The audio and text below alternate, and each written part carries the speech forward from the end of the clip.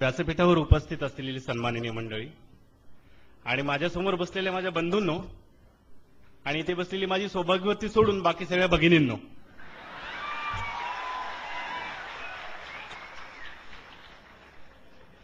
तापडी या रंगमंदिरामध्ये आजचा हा कार्यक्रम अटेंड करणं ही माझ्यासाठी एक विशेष घटना आहे. एमबीबीएसला इथेच कॉलेजात असताना बऱ्याचदा मी इथे नाटकं बघायला यायचो. त्यातली बरीच नाटकं लेक्चर चुकून बघायला आलेले असायचो. इथे बरीच नाटकं पाहिली, बऱ्याच लोकांची भाषणं ऐकली.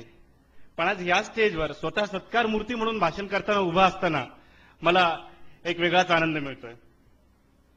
विशेषतः मी इथे आता प्रवेश करताना जे औक्षण वगैरे झालं त्या प्रकाराने मी ते अत्यंत भारावून गेलो. इतका की मला एक प्रश्न पडला, डॉक्टर असलेला सचिन खल्लाळ डिप्टी कलेक्टर झाला म्हणजे असं अचानक काय अघटित झालं की अभिनंदनाचा एवढा वर्ष व्हायला लागला? निळ्या देव्याच्या अँब्युलन्समधून उतरून लाल देव्याच्या अँबॅसेडरमध्ये मी बसायला लागणार म्हणजे ही कोणती विपरीत घटना झाली की अचानक सगळीकडून माझ्यावर कौतुकांचा वर्षा व्हायला लागला? डिस्ट्रिक्ट मॅजिस्ट्रेट किंवा डेप्युटी कलेक्टर बनून विकासाच्या प्रशासनातली बरीच कामं करता येतात, हा त्यातला भाग आहे.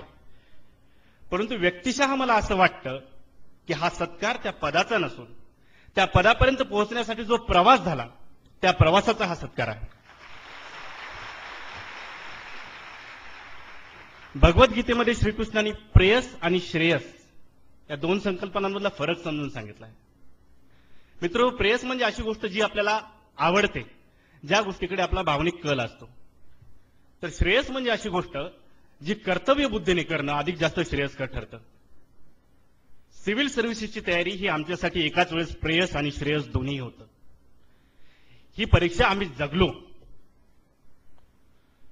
तुम्ही अमिताभ बच्चनचा जंजीर चित्रपट बघितला असेल तर त्यामध्ये अमिताभ बच्चनला स्वप्नामध्ये ती जंजीर यायची आणि तो ताडकन जागा व्हायचा.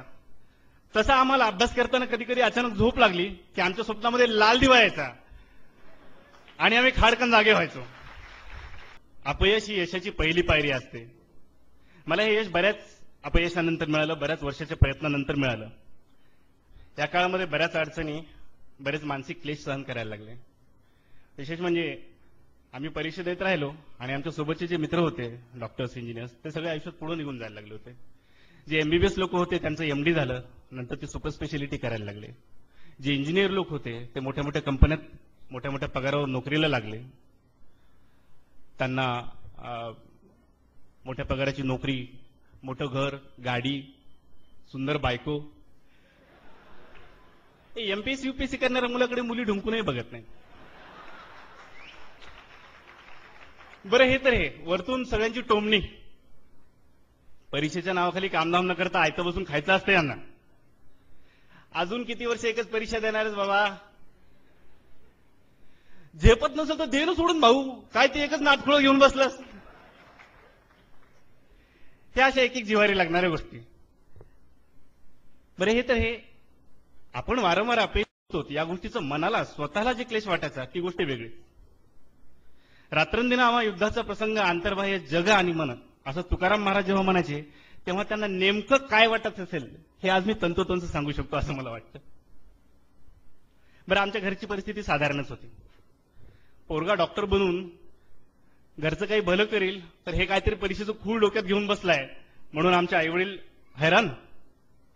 मित्र म्हणायचे 10वी-12वी पर्यंत होता हुशार, नंतर कुठल्या तरी परीक्षेच्या नादी लागला आणि वाया गेला. गर्लफ्रेंड एक होती, ती गेली सोडून. ती म्हटली आता देत बस परीक्षा. अशा एक ना दोन बऱ्याच गोष्टी. पण आज त्या सगळ्या गोष्टींचं चीज झाल्यासारखं वाटतं. एक डेप्टी कलेक्टर बनून किंवा प्रशासनात जाऊन आपण काय काय करू शकतो याची जेव्हा जाणीव होते तेव्हा त्या सगळ्या परिश्रमांचं चीज झाल्यासारखं वाटतं. कुठेतरी उन्हातान्हात शेत नांगरणारा कर्जबाजारी शेतकरी याच्यासाठी आपण काय करू शकतो याची जेव्हा जाणीव होते. घागरभर पाण्यासाठी अनवाणी मैलोनमैल फिरणाऱ्या मायमुलांसाठी आपण काही करू शकतो याची जेव्हा जाणीव होते. कुपोषणानं पोट खपाटीला गेलेल्या लेकरा बाळांसाठी आपण काहीतरी करू शकतो याची जेव्हा जाणीव होते तेव्हा या सगळ्या परिश्रमांचं चीज झाल्यासारखं वाटतं. त्यामुळेच रिझल्ट लागल्यानंतर मित्र हो, राहून राहून मला तो प्रसंग आठवायचा जेव्हा मी लहानपणी बैलगाडीत बसून आमच्या मळ्याकडे जायचो. खरं सांगू मित्र, बैलगाडी ते लाल दिव्याची गाडी हा प्रवास फार खडतर होता. या परीक्षेच्या काळामध्ये वारंवार भेडसावणाऱ्या पैशाच्या अडचणी, मध्येच वडिलांना झालेल्या कॅन्सर, त्यांची वरचेवर होणारी ऑपरेशन्स, वारंवार येत जाणारं अपयश, अपमानाचे शेकडो प्रसंग, या सगळ्या गोष्टींनी शारीरिक, मानसिक, बौद्धिकदृष्ट्या फार पिचून पिचून गेला होता. त्यामुळेच तुम्हाला जर कोणी आज म्हणत असेल की फक्त अभ्यास केल्यानं तुम्ही कलेक्टर व्हाल, तर ते चुकीचं आहे. मित्र हो, ही लढाई तुम्हाला बऱ्याच पातळ्यांवर लढायला लागेल. ही लढाई तुम्हाला बौद्धिक, मानसिक, सामाजिक, आर्थिक, कौटुंबिक या प्रत्येक पातळीवर लढायची. पण म्हणून ही परीक्षा काही फार अवघड आहे अशातलाही भाग नाही. खरं तर मला असं वाटतं की आपल्या मराठवाड्यातल्या पोरांना परीक्षेची भीती अशी वाटतच नसते. परीक्षा काय आपण ढिगाने देतो. मूळ भीती आपल्याला वेगळ्याच गोष्टीची वाटते. आपल्याला भीती वाटते ती यशाची. एमपीएससी, यूपीएससी या फार अवघड परीक्षा असतात. कलेक्टर हा फार मोठा अधिकारी असतो. आपल्याच्याने ते जमेल का, आपल्याच्याने ते होईल का, ही आपल्या मनात असलेली यशाची भीती आपल्याला प्रयत्नांपासून परावृत्त करत असते.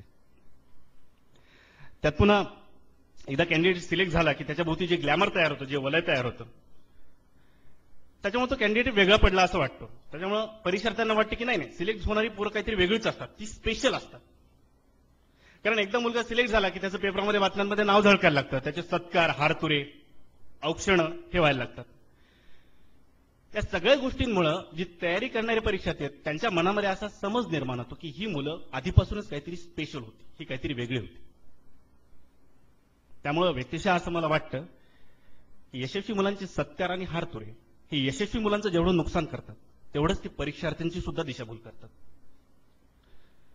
एक डेप्युटी कलेक्टर या पदावर सिलेक्ट झालेला उमेदवार म्हणून मी तुम्हाला अधिकारवाणीने इथे सांगतो की यशस्वी होणारी मुलं कुठल्याही प्रकारे स्पेशल किंवा कुठल्याही प्रकारे वेगळी नसतात. त्यांनाही परीक्षेची तेवढीच भीती वाटत असते. अभ्यास करायचा त्यांनाही तेवढाच कंटाळा येत असतो. नेमकी परीक्षा जवळ आली की चित्रपट बघण्याची हुकी त्यांनाही तेवढीच आलेली असते. फक्त तुम्ही हा भेद तुमच्या मनातून एकदा काढून टाका. ते स्पेशल, आपण म्हणजे जनरल, ते म्हणजे फर्स्ट क्लास, आपण म्हणजे थर्ड क्लास, ते म्हणजे बाल्कनी, आपण म्हणजे ड्रेस सर्कल. हा भेद एकदा तुम्ही मनातून काढून टाकला की बघा तुमच्या यशाचा मार्ग कसा सोपा होतो. मित्रहो, आणि परीक्षेची तयारी करणाऱ्या सगळ्या उमेदवारांनो, माझं एक वाक्य नेहमी लक्षात ठेवा. If you think you can, you can. But if you think you cannot, you never can.